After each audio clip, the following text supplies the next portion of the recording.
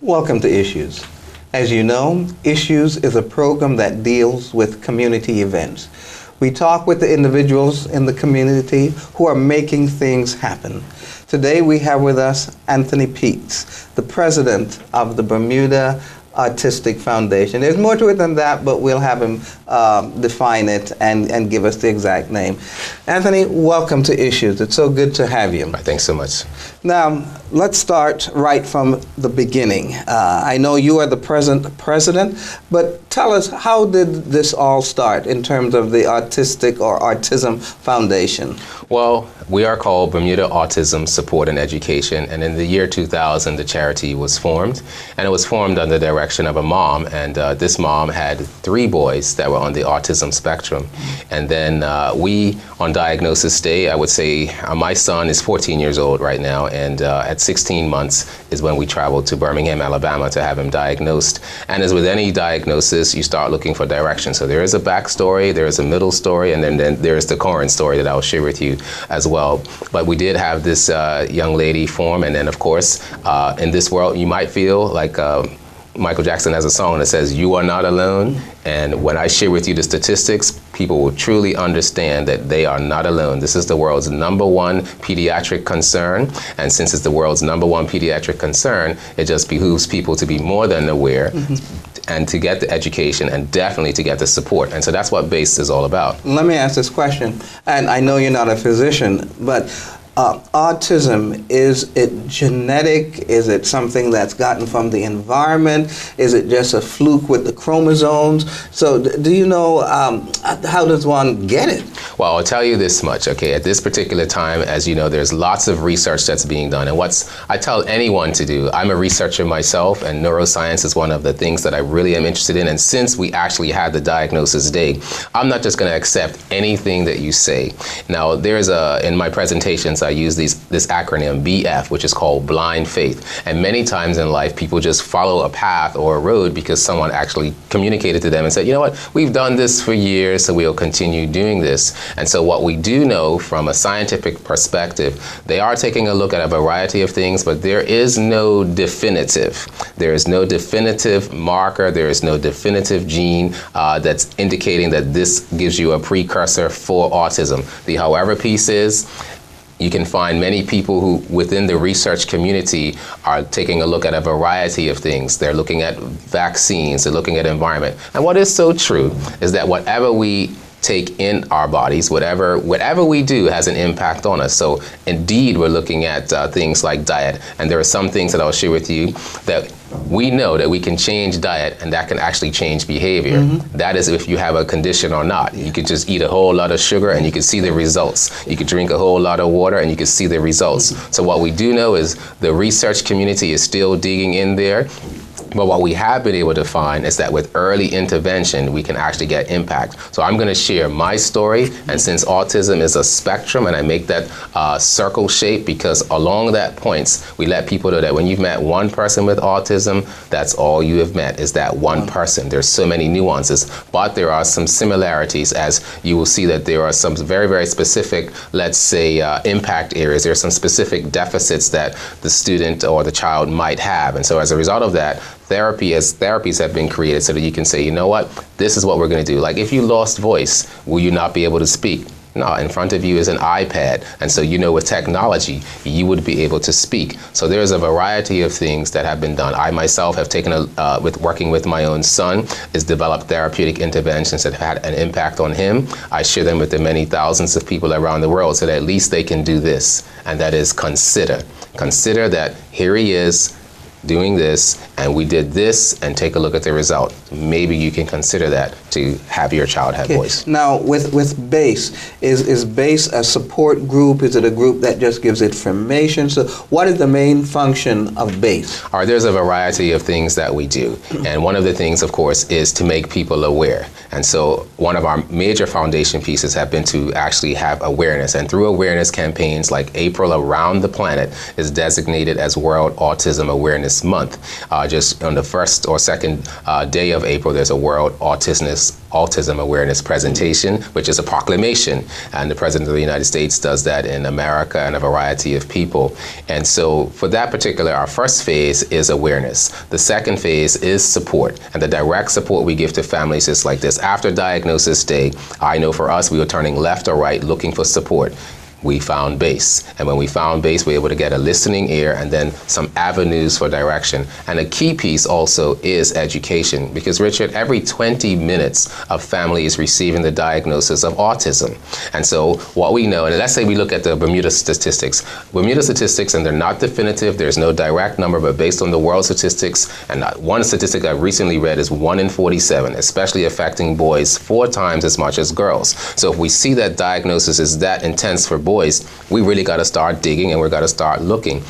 And so right now, if I did look at the demographics of Bermuda, we would have a little over 400 people living with autism in our country. So they're being educated through the system. And they go 1, then they turn 5, then they turn 16, then they go to adulthood. And along that particular trajectory are a variety of impact strategies that are going to be imperative that they receive. Is it possible that there are some individuals with autism but have never been diagnosed? Oh man, that is so true. Our charity is bringing in a 17-year-old in the month of April, and he hails from Canada, and he got diagnosed. He's 17, 3 years ago. And as I speak to his dad, there were I just let him talk. And there were many, many markers, there were many, many red flags that indicated that along his son's developmental trajectory, he would have been diagnosed early on the autism spectrum. And of course, what we know is, what does early give you? Early gives you the time to spend more time with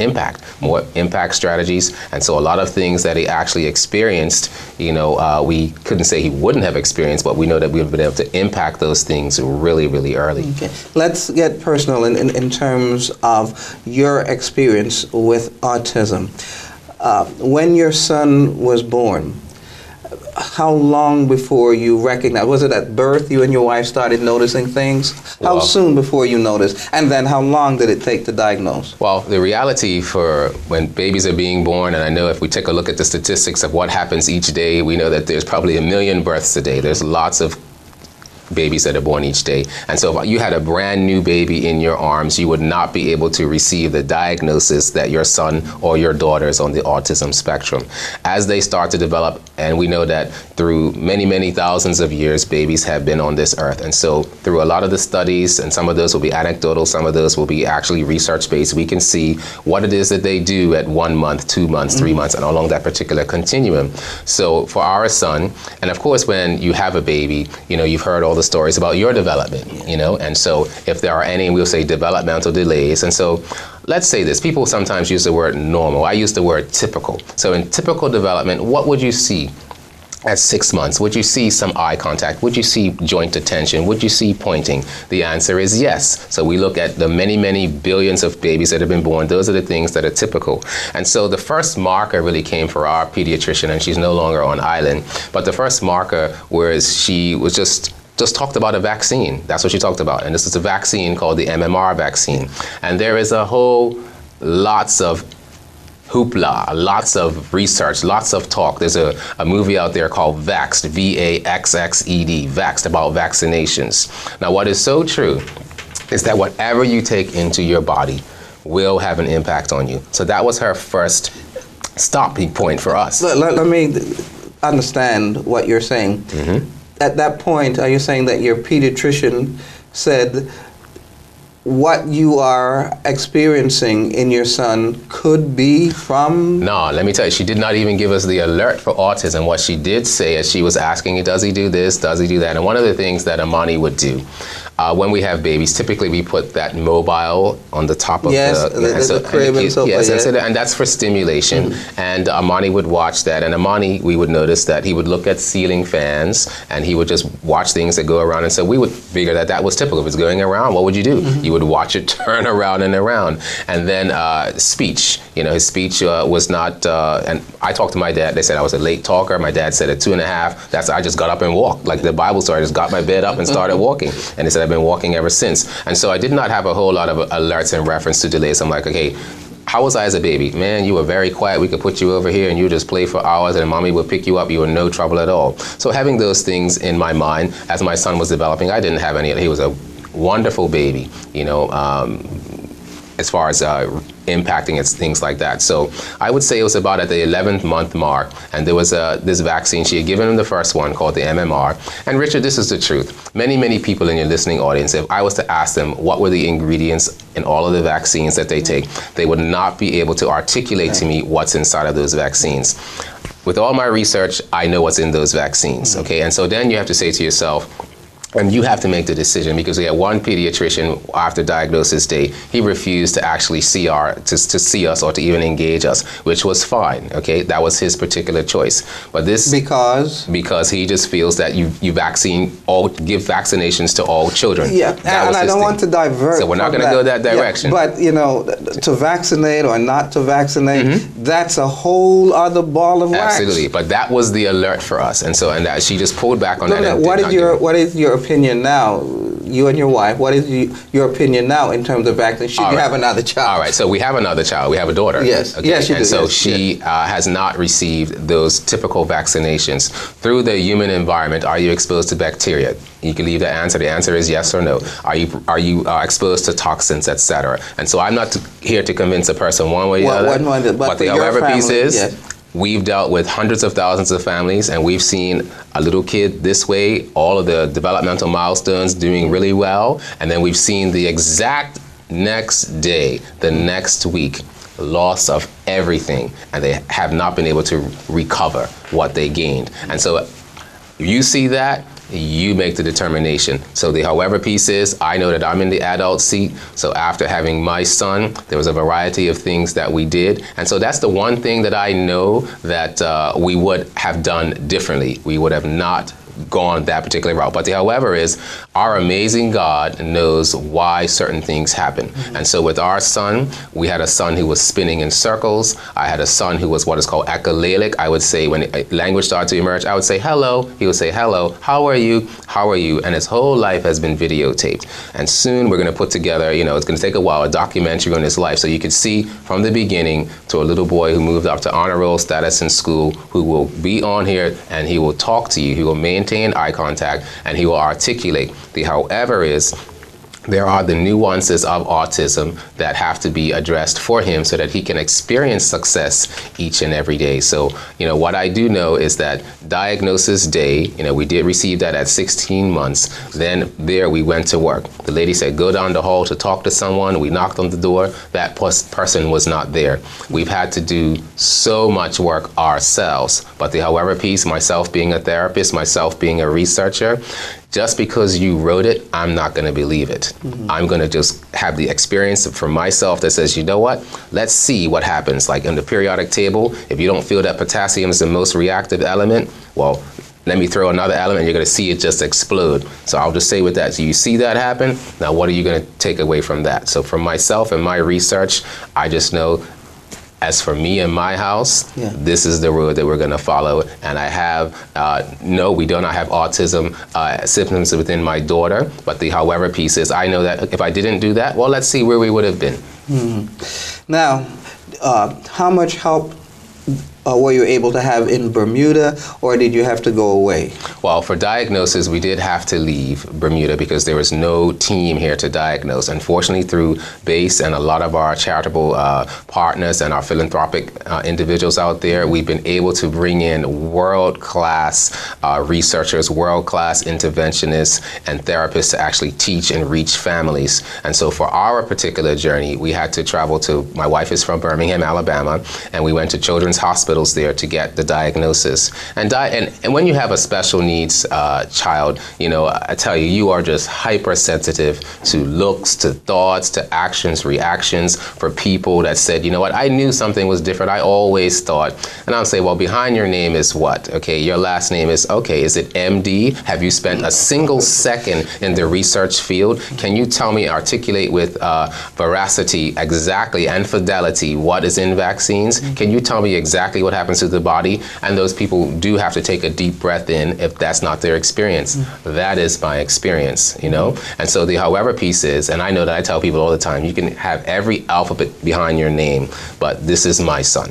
Okay. Now, in terms of education, primary 1, primary 2, grade 3, what has been your experience in terms of his own education? All right, well, one of the things that has been necessary after diagnosis day, there is a variety of therapies that we found great. One of the most research-based therapies is called ABA, discrete trial. You know, there is a stimulus and then there's a response, and then you reinforce that to get talking, to get language, to get, because we basically, of course, as with all children, we want them to experience success. So entering P1, there was no, let's say, not a whole lot of teaching. And right now I know that I would advocate, and that's why we have like workshops in April for teachers around the island, and every helping professional who deals with, you're going to have and meet an autistic person. Was he in a regular classroom? He was in a regular classroom, because one of my goals for him is in the real world, you're going to have communication. So I've advocated, and because there was no classrooms that were specific as ASD classrooms, now we do have 4 in the public domain, and I'm really, really appreciative of the reception of the Ministry of Education. So we do have certified teachers who can deliver and engage families and students that are on the autism spectrum. And so with these classes, they have inclusive environments as well. The however piece is, if this is what you need, and that's what's being fair, giving a person what they need. So for my son, he started out in elementary school and he received what is called a shadow teacher or a paraeducator to give him support. And then through BASE, we actually had an interventionist who was hired by ourselves to be able to go in and say, Madam Teacher, if you have no training, these are the things to help this boy to be successful. When you say hired by ourselves BASE or ourselves the Peets family? Well, a lot of stuff has come from the Peets side, and for this interventionist here, it was through BASE. Okay. And BASE has actually been able to, for about 3 years, we're able to support a certified interventionist, and she was world class. But however, we know that economies go through cyclical cycles, and so that phase of BASE has now diminished, and where we actually had, let's say, a certified interventionist who would go do some evaluations and then provide for that family some direct direction. So right now, families actually approach us, and we share with them all the potential directions that they can choose to go. Okay. Now, back to the education. What were you seeing, or what was the school seeing, or how helpful was the school system as he progressed, you know, primary 1, 2, 3, and 4? How helpful were they? Well, this is the thing. You are always going to be, as a parent, in the position of advocacy. And so I've had to take, as a family, my wife and I, let's say, and this is a direct control, we're at the helm of this ship, and these are the things that we feel are going to be more than beneficial for our son. Now, I'm going to tell you that it's going to cost you multi-millions dealing with a son on the autism spectrum. I had to turn him into dollar bills, and that's not what's important, but we have spent an immense amount of effort, time, and money, because some of the things that we do, and we're going to be talking to insurance houses, they say that's elective. If I had a broken arm or cancer, this is not elective. Autism is a lifelong. This is not going to be erased. This is not going to be just disappear. So from an education standpoint, right now my son is turning into high school, and as you go up the trajectory, you know, elementary school, you know, getting phonemic awareness, addition, multiplication, subtraction, and as you go up the ladder, it's all about application, applying all these concepts in a different way. So he's always had a shadow teacher to actually provide that, and so that has been immensely important for them. And this is something that you would advocate and advise families who have children on the autism spectrum, or maybe not all of them would need a shadow teacher? Well, the reality would just be, because I told you it's a spectrum, we got to take a look at, well, what's the needs? For some children, they might just need assistive technology. They might need more time to do certain things. And of course, there has to be awareness with the population that they're around. Okay, he does not like to be touched. You might see some students who are just covering their ears.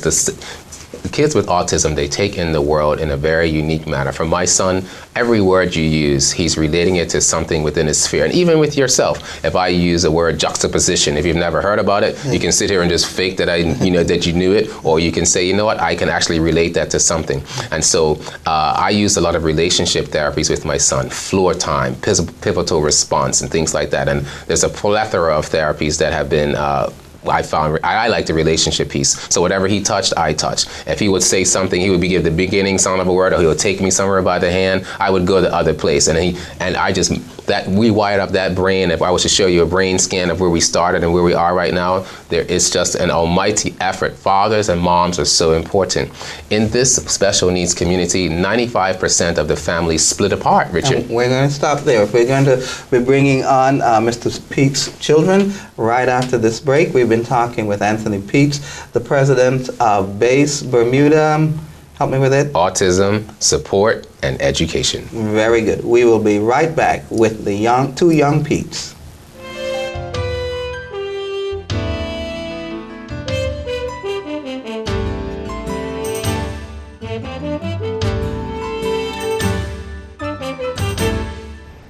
Welcome back to Issues. We have been talking with Anthony Peets, the president of the Autistic Foundation here in Bermuda, and we have his two children with us. One of them, as he mentioned earlier, is on the autism spectrum, and we have his daughter who is not on the autism spectrum. So I am excited to have you, Amaya and Amani. Amaya, what does your name mean? Amaya means beautiful girl or princess. Are you a beautiful girl, a princess? Yes, you are. Amani, what does your name mean? Peace. Peace. Now, Amani, what is autism? Dad, can you help him? Yeah, tell him, what does autism mean? Autism means what? Autism means when you're unique. When you're unique. Do you consider how are you unique? What types of things do you like? What things are unique about Amani? That I usually get high scores in video games. Yes. And what about in school? How are you unique when you're around people? Usually when I go to school, I'm all serious. You're all serious. You look pretty serious to me right now. Do you know any jokes? Are you someone that can come up with jokes? Do you know jokes? Some jokes, but not all jokes. Not all jokes. Okay. Now, let me ask you, as you are with your children at school, do you see any difference between your behavior and their behavior, or is the behavior all the same? Is there a difference between your behavior in school and the other children's behavior? Yes. Can you tell us what that difference is? That I usually feel nervous and they have fun with their friends. That you usually feel nervous and they have fun with their friends. Now, Amaya, is there any difference between your brother and some of the other boys his age? Can you tell us some of the differences that you may see? Well, my brother likes to be around, just with himself or his family when we're with him. And while other boys, I see them hanging out together and having fun together. Now, Anthony, Amani likes to be by himself. Is on the autism spectrum, is that a typical behavior? Yeah, so one of the real concerns has to do with socialization. Now, of course, you and I, if we wanted to pull back from a social situation, we would know what to do. So like when you ask him questions, even though there's a word we use called priming, which means we prepared Amani for this interview, we talk about the questions, but you can see that, okay, and even a typical person might just say, oh, okay, let me just have that particular moment to try to take this information in. So the truth about it is socialization is one of the major issues. Also sensory processing. As we know, we all take the world in through our senses. If I was to touch you with my hands, I run at a very cold temperature, don't I? And she moves away already because she knows daddy's hands are cold.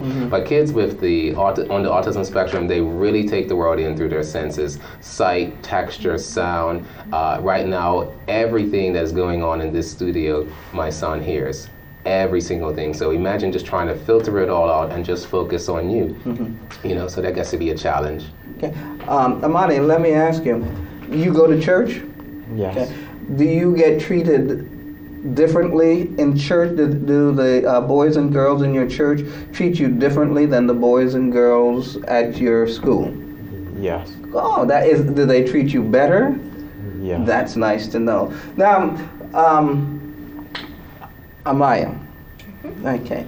Now, as you go to school, and right now, were you at any time, were you and Amani ever at the same school?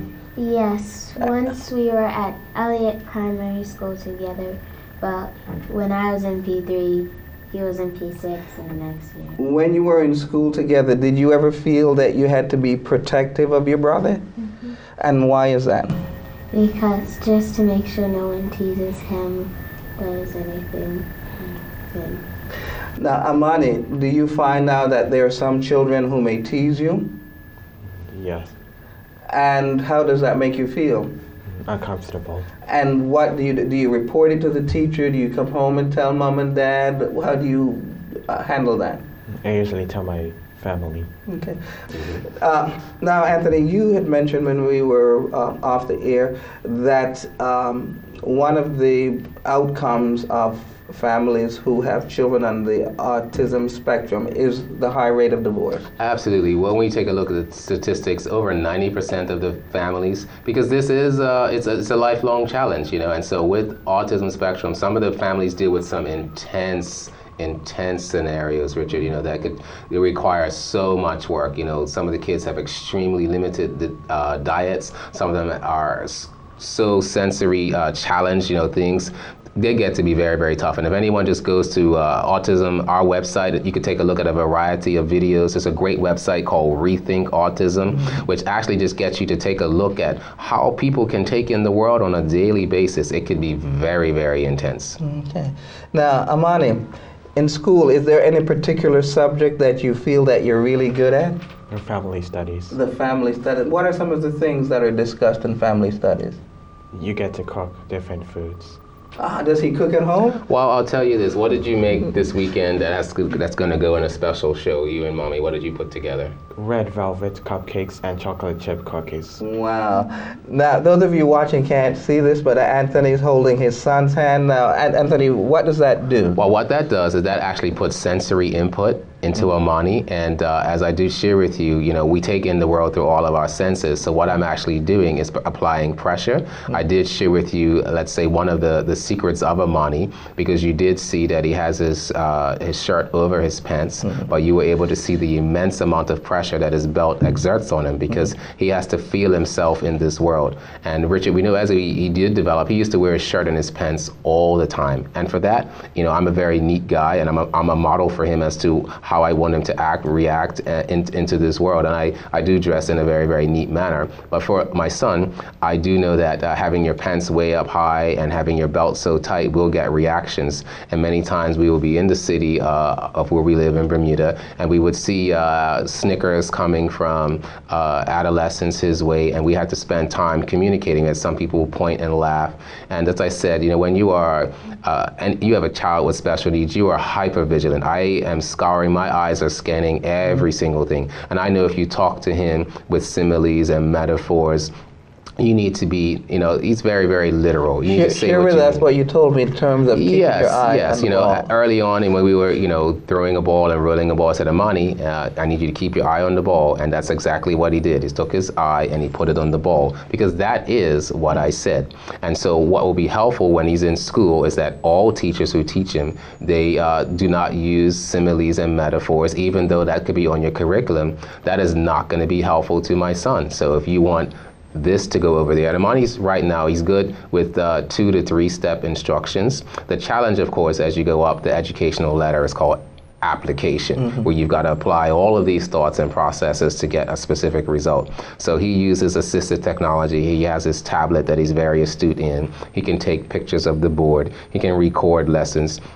because I wouldn't know actively actually everything that took place in the class. I would have access to the curriculum, but of course we would want to see the way that the things have been explained to him. So I know that there are very specific needs that he has, and so there's going to be no compromising getting what it is he needs. You know, if he had a broken arm, he'll get a cast. You know, and if he had no legs, then we have to take a look at prosthetics and one that fits, etc. So a lot of work to get what fits, and I know that, you know, as we reach in through our charity, we want to make sure that, you know, people just have the education, have the awareness, and they're able to understand these are the things that I do for the benefit of this child. And let me tell you this, that what we found is that all of the augmentations and all of the supports that we give for kids that are special, the whole world benefits from. Yeah. That iPad was born from a person on the autism spectrum.